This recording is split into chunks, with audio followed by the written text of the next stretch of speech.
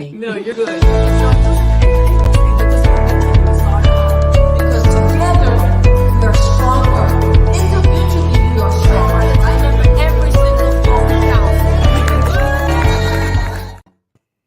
Hello, my friends. Welcome to On Point with Rachel Tourgeman.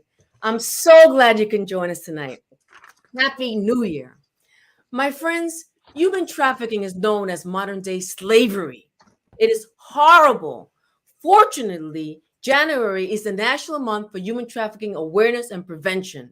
Throughout the entire year, we must keep the warning signs on our radar so we can stop these perpetrators of violence from manipulating our children and our youth.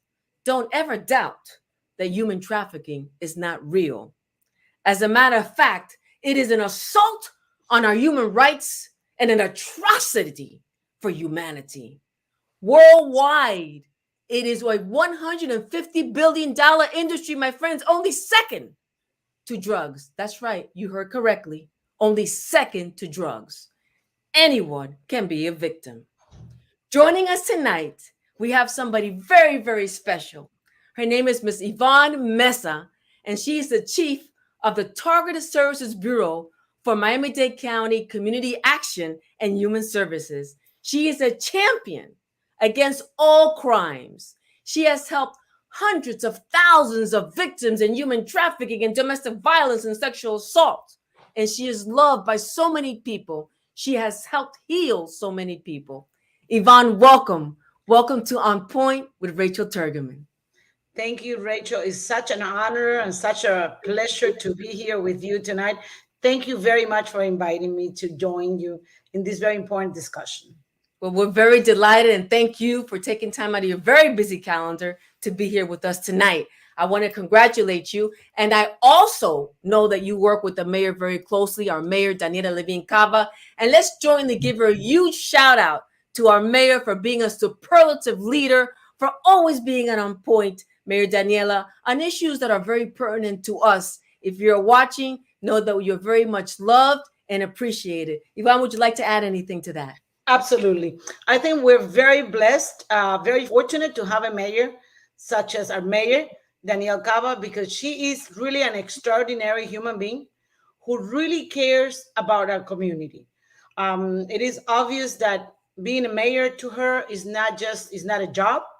It is a calling. She has always cared. This is not a brand new, she has been in the field for many, many years. Those of us who have followed her trajectory. So it's wonderful to have her and to know that someone who cares about the community and who cares about all these problems that affect our community is now our mayor. So I'm very happy. That is so wonderful. So Mayor Daniela Levine Cava, you're very much appreciated and loved, as I said earlier. So Ivon, I like our viewers to get to know you somewhat better. I know that you've been in with the system for over 20 years. You're doing a fantastic job.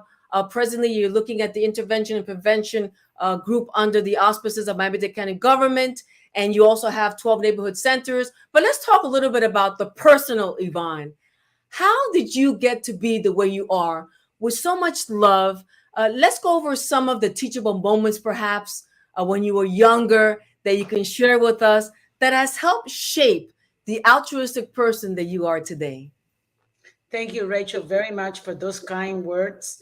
To me, doing what I do, it's basically not only an honor. I think serving others, it is really an honor to have the ability to help others. I often mention and say that to me, my job is not a job. I feel like I get up in the morning and I have the privilege of going to help human beings who are in different type of situations, whether it is domestic violence, human trafficking, sexual violence, whether it is just poverty, whether there is anything. So basically, I started my career. I have a bachelor's degree in criminal justice and a master's in public administration. So I started my career with my bachelor's degree, doing it at FIU. And basically, when I was trying to decide what I was going to be doing, I had the opportunity to do an internship. I did an internship with the 11th Judicial Circuit with the courts. And that really opened my eyes to domestic violence, and it really immediately made me realize that I really needed to do something where I could help others. And that's where the love of the community for you actually, touched your heart, because since then, I mean, you have taken off like a rocket. I mean, everybody in the county knows, that you are hands-on, no nonsense, and totally dedicated to our multicultural communities. But what happened in your childhood? Was it your mother, your father, your cousins, anybody in your childhood that led you to have this love for humanity? Because you can't have it just from one day to the next. I mean, your upbringing, talk to us about that. I know that you were born in Spain. Well, I was born in Cuba. Cuba, but then you went to work in Spain, But right? I went to, yes, I migrated to Spain I got it right now. when I was 12 years old. So in that sense, I feel that my life has been divided into three big segments. One was Cuba, another one was Spain, and then the United States. So Wow, I you have see? my heart divided into different areas. I love the three countries very much, and I feel like a part of me belongs to each country. But definitely, Rachel, I wanted to mention to you that when I was living in Spain, I had an opportunity to come to the United States. So I did. I took the opportunity to come. And what I did not know at the time was that that trip was actually an act of human trafficking. I ended Wow. up, yeah, I have never shared this with you. I don't think I No. did.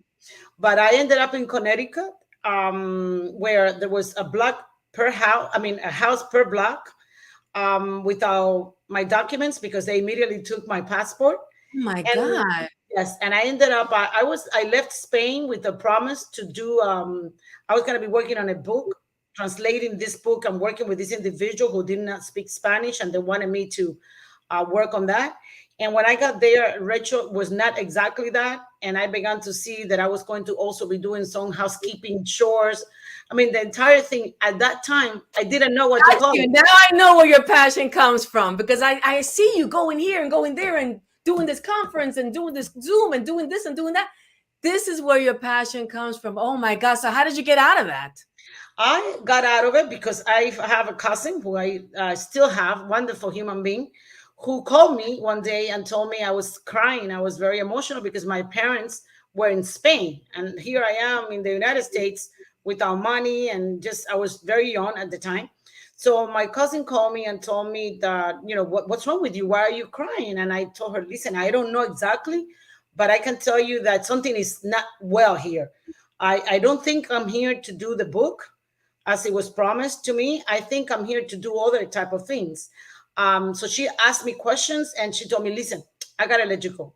So I remember she hung up the phone, and I went on trying to understand what was going on in my life at the time. And then Did like you two have hours, the control of the English language when you came here? I did, but of course that was many years ago. So Right. you always learn. So that even made it more difficult. Of course, of course. So then a couple of hours went by, and all of a sudden someone knocked at the door, and I went down and I opened the door, and it was my cousin. And she told me, Yvonne, pick up your belongings. We're leaving. I was 17 at the time. Wow. I had been in the United States for maybe not even 2 weeks. God So I bless you. didn't know where to call. I didn't know 911. I didn't know anything. So she told me, get your belongings that we're leaving. So I went upstairs really quickly and started to throw stuff in my luggage. And Sounds like I a movie. In case you ever want to Yes. write a book, it sounds like a movie. just I headed downstairs, and when I was gonna open the door, the people in the house grabbed me by my hand and pulled me. So my cousin was pulling me from one end, they were pulling me Oh from my the other God. one, and I managed to escape. And What a nightmare. I got inside the car, and my cousin drove off, and they kept running for a little bit, but then we took off. I never heard from them before. That was it. My nightmare only lasted three days. It only lasted 3 days because I had someone who cared for me and came and rescued me. Thank Otherwise, God. I don't know what could have happened because I didn't have a plane back to Spain. I didn't have. I didn't As have. I hear you speak, Ivon, I really thank God for rescuing you, and your cousin, the angel that God sent you. And wow, what a story. I've known you for what, over 25 years, and I didn't know this about you. And now publicly you're telling us. And Yes, so that's a fascinating story. Now we can see where that passion grew. So when you started working, you graduated from FIU, correct? You correct. have a degree, and you have two degrees, one in criminal justice, another one in a master's in public service administration. And you did an internship with the county, and then the love for helping the community, especially domestic violence people, and then human trafficking victims as well. Take us from there, and then you started working with the courts. Talk to us.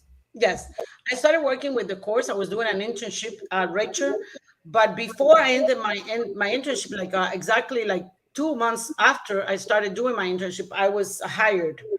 I remember Great. that I had to go back to my professor at the time and ask if that was allowed, because I was still doing my internship, but they hired me as an assistant director, and I began to work. And then like 2 months later, they actually offered me the director position, and I became the director of domestic violence intake for the court system. And there I did It's a very responsible job. yes, very You have responsible. all the injunctions, the order of Right. protections, and the counseling for the Yes. customers, for the victims. So it's a lot. I think that's when we met. When Yes. I was working for the 11th Judicial Circuit, and again, I remember that people would come to the injunction unit, and they would ask me. Sometimes there were so many issues, so many problems. They would ask me, "Can I speak to the boss?" And I would say, "Well, I'm the director." And they would say, "No, the person in charge." And I would say, "It is me." Because But you look very young, right? I was only 24 at the time, so they couldn't. So that was. I've always been very blessed to. I always see my job as a blessing, because Yes. it has allowed me to do what I enjoy the most, which is to help others. And you've been fantastic at it. And I know you can't go through everything because you have a lot on your plate, but I want all our viewers at home to know that Ivon is a recipient of numerous awards, so much that it would take hours for us to name all the awards. She's even written a co-hosted a book on sex trafficking as well.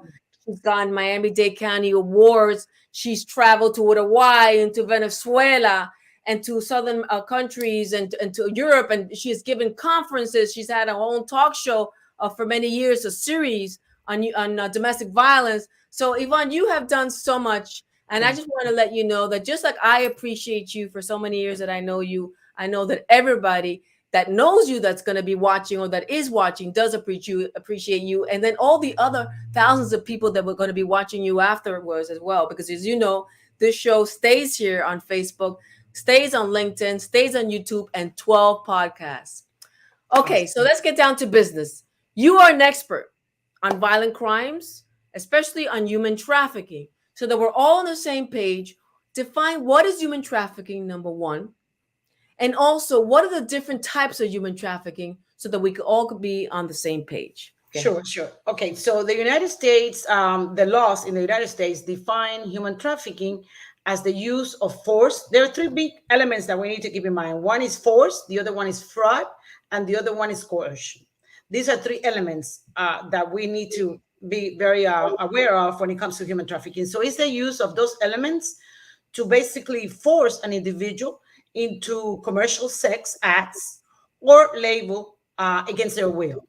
So anything, any behavior, any acts that are based on one of those three elements, fraud, coercion, or force, that Mhm. are intended to make that victim perform sexual acts or labor, it's categorized as an act of human trafficking. Okay, so viewers, you heard her say that force, fraud, or coercion, those are the three elements that have to be present in order for it to be called a human trafficking case. And it has to be for any of these criminals that are trying to gain commercial gain on these individuals. So, for instance, you mentioned sexual exploitation. So they're going to try to get victims to sell sex, correct? Correct. When you asked the different types, right? We normally, when we refer to human trafficking, we refer to label trafficking and sex trafficking. But Okay. just today, we had a meeting. We have something that is called the Miami-Dade County Human Trafficking Coalition.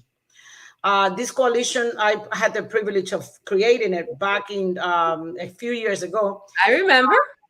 And today we were talking about another type of benefit that is becoming very, unfortunately, very predominant, which is benefit trafficking, which has to do with the elderly population, Mm. Rachel, and individuals who are vulnerable and they receive benefits from the government. And those Okay. benefits are sometimes, unfortunately, used by other individuals to gain, whether it's financial advantage or medical advantages, and so on and so forth. But we now know that it's a different type of crime that is definitely it's within the human trafficking arena that is taking place, and that it affects particularly our elderly. And it's Okay. so because they're so vulnerable. I had a Yes. case recently of this individual that she's an older lady. She is, she was not a hospital, but she was in a clinic, and basically we ended up having to really help her because what was happening is that even her check, her monthly check, everything that she was receiving was being utilized and was being taken by Terrible. this individual. So that's something that is happening, unfortunately, that we need to be Okay. aware of. So yeah, so definitely we need to put you in contact with one of my other amazing customers that we deal with also with shows, United Home Care. You probably know Carlos Yes, Martinez. We love him. A big shout yes, out to him as well, and Alina Palenzuela, Blanca Ceballos, because they have United Home Care, and I'm sure yes, that maybe they want you to educate their medical health aides, absolutely, health absolutely. That's services something that aides. we do. Yeah, We're so that we constantly don't. training, Rachel. So definitely. Right. We don't want our older adults to get abused in any way. So, who could be a victim? Let our viewers know so they know it clearly who can be a victim. Talk to us. So, Rachel, when it comes to human trafficking, we're talking about an individual who has who's vulnerable. Vulnerabilities are definitely something that are in the center of what human trafficking is. So, when we talk about who could be, the answer to that question is anybody. Mhm. Anybody can become a human trafficking victims as long as they are going through a process in their life. Sometimes you may have a stage in your life in which you are particularly vulnerable, and you may not think of you as being vulnerable. Normally, you may have a job, you may have resources, but if you go through a specific period in your life in which you are vulnerable, that vulnerability is what could make you at risk. So basically, the human traffickers, Rachel, they know this is something that is not a crazy act of people that are crazy, that they don't know what they are doing. And normally, when I speak of human trafficking and domestic violence, I always speak of that, Rachel, because when it comes to domestic violence, you are dealing with one individual per victim. And Perhaps if that individual continues to perpetuate maybe several victims, but you're talking about a crime that is not organized. This is not that individual who is a batterer doesn't have a network of individuals with resources. They don't have a strategies. They're individuals who have low self-esteem and that exert power and control over their partners. Now, when it correct. comes to human trafficking, it's an entire different situation because now you have resources. This is an organized crime of Crime. individuals who are using a It's strategy. like a machine. It's like the organized crime is a machinery, if you will, to try to Absolutely. lure our children and our youth in their trap, in their web of Exactly. criminality. Exactly. So that's interesting. Now, you mentioned domestic violence, which I know you're also an expert at. Can you compare a little bit the domestic violence power and control wheel versus the human trafficking power and control wheel, which are very similar? Tell us Yes, about that. they are. In fact, Rachel, many of our victims and survivors that we assist, they started that relationship because they were involved in a domestic violence relationship with the pin. At the time, that individual, and these are many, many cases, not one here, Right. not one there, No, I know many there's a cases, million of them. in Yeah. which Billions. the victim was dating the batterer. So this was a kind of a domestic relationship, a boyfriend and girlfriend. And I'm gonna speak particularly of this case that was very well known in this community of an individual that they were dating, and Right. this individual really asked her to go ahead one day when she wasn't expecting it. They were with friends, and she saw that there was something weird, but she ended up being called by the batterer into a room, Hmm. and the batterer put her on the spot and told her, "Listen, I really need you to do this for me." because we're having financial problems, and this is how you can. I've done a lot for you. This is how you can repay me. And while he was explaining this to her, immediately this man came inside the room, and the boyfriend left the room, and there was So nothing. that's interesting. So you're talking about a domestic violence situation, emotional abuse turns into a Correct. human trafficking Correct. situation. And I'm sure like that, you have several of them. Let's So take a this, small break. Let me give a big shout out to all our advertisers. I'm going to come right back to you, and we're going to continue talking about human trafficking and what all our viewers need to know. So we begin with the Jose Milton Foundation. Thank you, Anna Vega Milton, President and CEO, for all the altruistic work you do. Thank you for building the new Jose Milton Memorial Hospital, Jackson Memorial Hospital West, for your amazing work with the Red Cross, scholarships for our youth, and the list goes on. Jackson Health Foundation. A big shout out to co-president Charmaine Gatlin, Flabayiso, and their stellar team for doing an outstanding job and raising funds for the best hospital throughout our nation. Jackson Health System, making miracles every day. Catholic Hospice and Catholic Palliative Care Services. A big shout out to Executive Director Diane Backoff, Medical Director Dr. Tracy Romanello, Dr. Rochelle Clark, Director of Organizational Integration and Patient Experience, and Jessica Joseph, Manager of Philanthropy and Public Relations, and their awesome team. Thank you for preserving comfort and dignity for people that are very ill and their family members. Synovus Bank. A big shout out to Armando Trabanco, Regional Retail Manager for Southeast Florida. In business for more than 130 years, Synovus is a financial services company that came from humbly beginnings in Georgia. For more information about Synovus products, services, and locations, please visit www.synovus.com. United Home Care. A big shout out to Carlos Martinez, President and CEO. Another big shout out to Jose Fuentes, Chairman of the Board, Alina Palenzuela, Marketing Director and Executive Assistant to the President, Blanca Ceballos, as well as the rest of their stellar team. Thank you for keeping our older adults home with excellent healthcare services, because there's no place like home. Frida Akasan Arsadan, our Asian American healthcare hero, invites all the multicultural healthcare heroes to promote unity, understanding, respect, and tolerance among all. Marie Torreson, CPA, business owner. She will grow your business exponentially with a 360-degree view of your financial and operational performance. Call and make an appointment. Global Overday Seminary University, known as GODZU, empowering entrepreneurs to become financially independent to transcend into generational prosperity. Also earn your chaplaincy or cybersecurity certification. Contact GODZU. Meet ELISA BELLIARD, your corporate and personal psychologist and psychotherapist to solve your business and personal hurdles. Give her a call and effectuate positive change. Jewish University System. A big shout out to founder Dr. Jorge Alfonso and Lucy Alfonso, President and CEO. Now you can earn your doctoral degree in education, psychology, or even sociology with religious modifiers. Contact Jewish University System. Metro Mommy Agency for all of your pregnant support before, during, and after. Call Metro Mommy Agency. They provide childbirth education, labor support, doulas, breastfeeding support, night services, and the list goes on. With Metro Mommy Agency, you can birth better and begin parenting with confidence. Light of the World Clinic. Thank you, Elaine Maselli Vasquez, brainchild of Light of the World Clinic, for providing free healthcare services to economically disadvantaged families in Broward County, Florida. Again, a special thank you to all of our VIP advertisers. All of your services are beyond magnificent. So getting back to you, Ivon, talking about human trafficking, what about the red flags, Ivon? The red flags of human trafficking victims. Tell us, so that all our viewers that are watching, if they're out there, whether they're doing their hair in a salon or getting a massage, or maybe they're visiting a doctor, or maybe they're riding their car, what are some human trafficking signs that they need to be looking out for? Talk to us. Absolutely. One of the things that becomes very evident when you're dealing with a victim of human trafficking is the fact that if these are often these are juveniles, right? You're going to see that they're going to have items that they cannot really afford. So they become, for example, they have cell phones, they have shoes that are expensive, they start having makeup and doing their hair, items that otherwise they really couldn't afford. Yeah, where do these items come from? Where do they?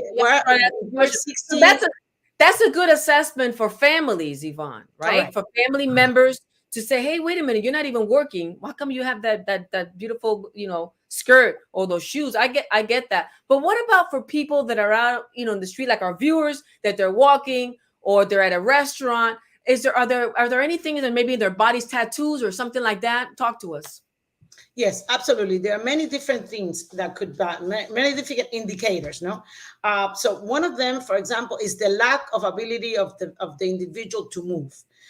When you realize that an individual's movements are being controlled, normally, even if it is in a public place, you can see that she cannot really move without really looking and checking to see if she has permission to do so.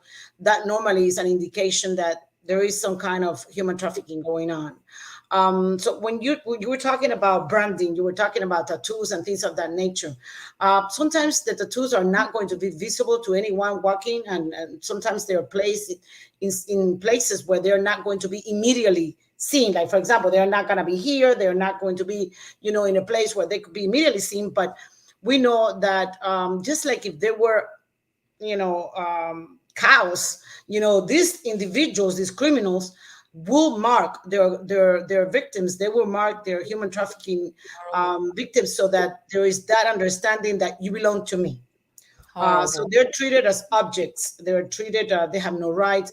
Often these individuals, Rachel, have no access to their identification, their passport, their IDs, their driver's license, because that will be the first thing that human trafficking is going to do.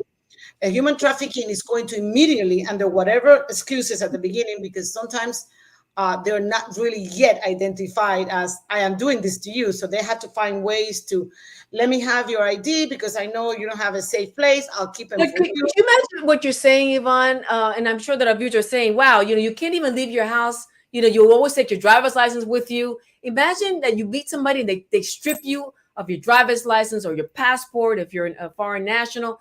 This is crazy. They feel like naked, Yes. dehumanized. And basically also they take away the ability of an individual to even be recognized, because if you don't have an ID, if you go to the authorities, if you go to a friend, if you go to anybody, and the first thing that anybody's going to ask you is for your ID, who are you?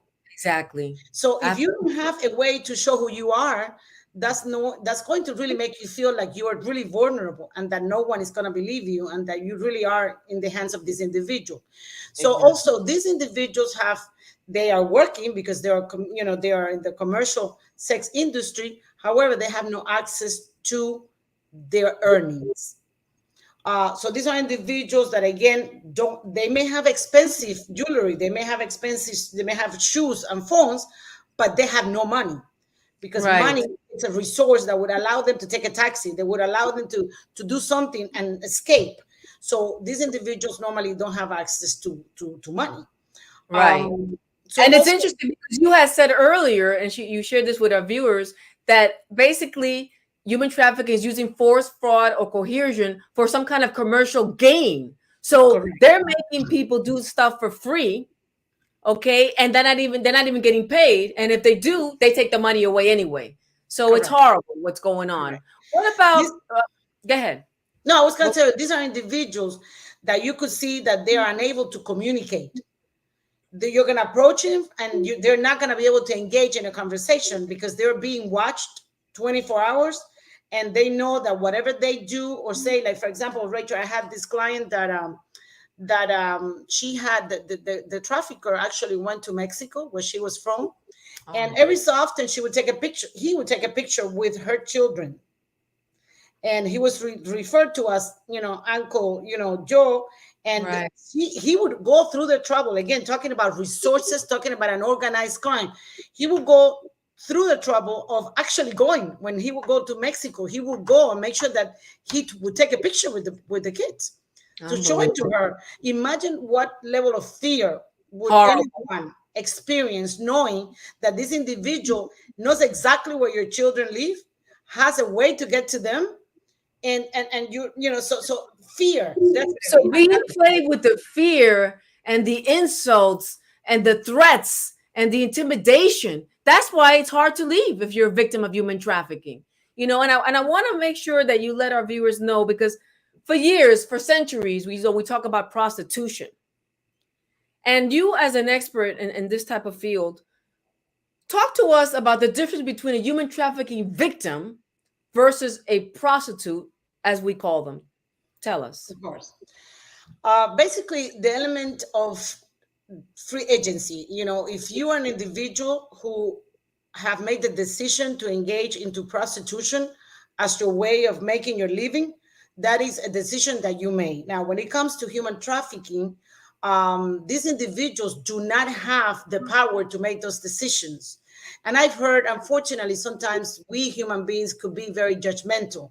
And I've heard in different situations, but why couldn't she leave? Why didn't she run? Why didn't she do that? Because she can't leave. She can't. She can't. All her resources have been taken away from her, and she has no way of breaking away.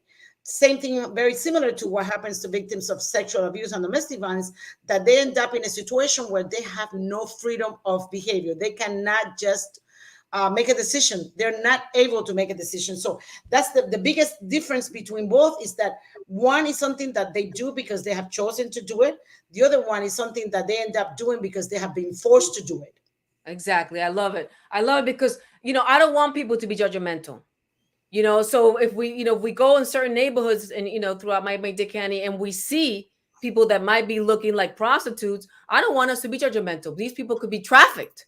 One thing, if you want to be a prostitute, like you said, and you have chosen the sex industry as your career. Another thing is not being able to leave and being trafficked and trapped.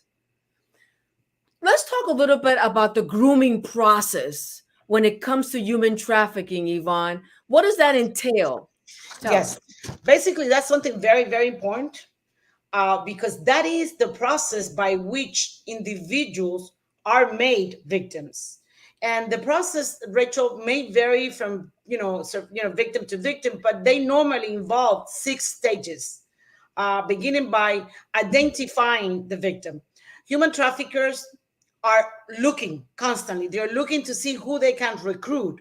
Indeed, in the United States, we have a statistic that says that if you are a juvenile that ran away from home, within 48 hours, you would have been contacted by a human trafficker. So again, this shows the level of a structure and organization that these individuals have. This is, again, let's talk directly to the parents. It's a very good point, Ivon. I want to thank you for bringing it up. Parents, Ivon has just said that 1 in 3 kids that are out there that have run away from home, the first 48 hours, they're going to be approached by a pimp. Let's call them what they are. These criminals are called pimps. And so, Ivon, what message would you like to to give right now to the parents that are watching you? So basically, as we were discussing the phase of identifying, targeting the victim, very important for parents to realize that their children are being targeted. That if they show any sign of vulnerability, and again, if you are 13 years old, if you are 14 years old, you are vulnerable. You don't know what you're doing. You have no resources. How about if a kid is likes to ride around in the car and doesn't want to go home and just stays in the car for hours and hours and hours? Is he or she in trouble because they could be approached by a pimp? If a child is out there without the protection and the supervision of his or her parents, anything can happen, Rachel. And that's why I know that I work a lot with parents that are very frustrated because their children are not behaving in the way that they would like. Some run away, but I want to instill that on every parent that is watching this, that to please not to resort to telling the kids to get out, to kicking them out of the house, because you're putting them in much more risk than the one that they are because of whatever they're doing. Exactly. So they really target the victims, and then they go ahead and they start gaining their victims' trust. That's part of the process. How? By pretending to be their friends, by actually meeting their needs. If the juvenile may be hungry because they ran away, they will go ahead and provide food. If they have no clothing, they will provide clothing. In other words, they will meet the needs of that juvenile. Or they look for the gaps and they attack. Exactly. So then from there comes the isolation. While they're doing this, they want to make sure that the victim is isolated from her network, her family, anything. So then from the isolation, then it comes exploitation. Now you're vulnerable. You have already been put aside from your family and your support system. Now, what else do you have to do? You may not have resources. You're already kind of I agree. you're already kidnapped or whatever the situation may be, you have no choice. So already, well, what I hear you're saying is that the victim becomes totally dependent on their pimp. Absolutely. And we need Absolutely. to stop that. And we need to And that stop is, together. yes, and Rachel, that dependency is what keeps that victim in that predicament. Because often people say, well, yeah, but what about, why didn't she run here? Or why, and the reality is that they would use different strategies, such as addiction, for example. They would go ahead and make that victim addicted. Threats of harming their family. We will kill your sister. We will kill your little brother, your mother. They will show In pictures. other words, it's a horror story. It is. And that's why it's so important for all our viewers, parents, grandparents, friends, business owners, or whatever you are, my friend, listen to what Ivon Mesa is saying. She's the chief of the Targeted Services Bureau for Miami-Dade County Community Action Human Services Department. She's a powerhouse and an authority in human trafficking, my friends. Let's stop our children from being taken in some circumstances or from being manipulated in a Romeo type of relationship. Can you talk a little bit about the Romeo type of relationship, Ivon? Basically, again, we have to educate our children because they are often in abusive relationships since very young ages. Keep in mind, Rachel, that the average age to enter into prostitution in the United States is 13. So, a baby. With that being said, then we have to be involved in our children' education. Who are they speaking to? We need to go through their phones and see who they're texting with. Even the parents, even if they don't want to give you their phone, take their phone, look at it. You have to. You have to Because continue. they're very belligerent, as you know, Ivon. They don't want to give the parents the cell phone. We need to look at it. You need to. As I think that as parents, we need to be clear as to what expectations are necessary for, someone to be in a home. And while they're there, they need to respect those parameters. And unfortunately, if we think that just because they are going to school, the teacher's going to look out for them, just because that's not so. I mean, not to say that the schools, I think that our schools are becoming safer. And I think that there is a tremendous amount of counselors are doing a great job. But we all have to participate. Exactly. We all have to cooperate. Isn't there an adage saying that it takes a village to rear a child? Absolutely. Ivon, because we're running out of time a little bit, let's talk a little bit about what I hear you saying all the time in conferences. You seem to define the dilemma of human trafficking as supply and demand. Elaborate on this concept, number one, and what message do you have for men in general? Rachel, one of the things that occurred sometimes is that when we talk about this phenomenon, this crime, we don't talk about the fact that why is this such a prolific and such a prevalent crime? And it is because there are people who are consuming this product. Exactly. And those individuals are mostly men. In the case, because most victims of sexual human trafficking are females, and not to say that boys are not, because boys are, and they often are, but a smaller percentage. Let's face it, like over 80-something% are women, and and a certain percentage men. But I think that the real point is that I think that when people realized, they talk about human trafficking, they can see how horrific it is. But then when you talk about having sex with a younger woman, then they may not realize that that's part of it. You understand? Exactly. So I think that we all need to take responsibility, but men need to take responsibility for who they are having sex with. Exactly. Because behind that juvenile that looks so pretty and that they want to have sex with, there is a juvenile, the daughter of someone. So if we didn't have demand, guess what? Human traffickers will change business. Right. So I agree with you. And so the message to anybody out there, to any of the viewers that might know some Johns, if you will, that's what they're called, Johns, people that buy sex, tell them to stop. Because if they stop buying sex, then there won't be the supply. But as long as these men are buying sex, you have that pimp who's going to be exploiting our children. So we have to put a stop to that. Talking about that, you work in this amazing organization for the county, Miami-Dade County government. You have a lot of services that help human trafficking victims, domestic violence victims, sexual assault victims. Can you talk about some of them? Absolutely. Here in Miami, we're very fortunate, Rachel, because we have the only family justice centers that exist in the state of Florida. We have, it's called the Coordinated Victims Assistance Center. And it's basically a one-stop center for victims of domestic violence, sexual violence, and human trafficking. Great. And so it's comprised by 38 partners that whose services are co-located within this one facility. So when a victim comes through the door, we do an assessment, and we have from food to legal services to mental health services, whatever you may need, we are able, housing services, we're able to come forward and assist those victims in need. I love it. I love it. Wait, I think I'm getting a question here. Okay, yes. Yeah, give the telephone number because they're telling me in production. Because as you know, this show is also being seen on podcasts or heard on podcasts. What's the number to contact you because they cannot see it on the podcast? Yes, the number is 305-285-5900. Excellent. So you have a one-stop shop, Coordinated Victim Assistance Center. That is amazing. Well, Ivon, unfortunately, we're running out of time. I want to thank you for being here with us tonight. You certainly are a wealth of information. We need to bring you back on Point, Rachel Tourgeman. Thank you for exposing human trafficking for what it really is, a dreadful crime. Thank you, Ivon. I want to commend you publicly. Again, like I said at the beginning, you have helped hundreds of thousands of victims. You have helped heal the lives of victims and their children. Like I always say, your work is priceless. Is there a last minute message, Ivon, that you would like to leave our viewers with tonight and our listeners with the podcast? I think the message would be that this is a crime, Rachel, that can be prevented.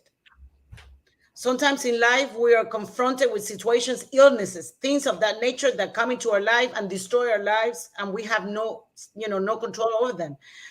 Preventing our family members and our youth in our communities from becoming human trafficked is something that we can all achieve. This is a preventable crime, and if we all work together, we can save the lives of many. And we're doing it. And I want to thank you. It's been great working with you for over 25 years. The rest of the powerhouse influencers, let's give them a big shout out to all the powerhouse influencers. We love you. We love you, Ivon. Keep up the fantastic, great work. You are a huge asset to Miami-Dade County government.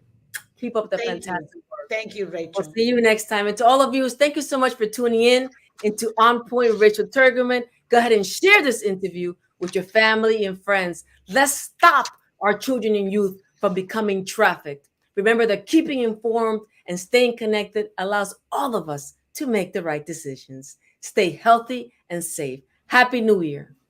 Love you all. Bye-bye for now. No, you're good. Because together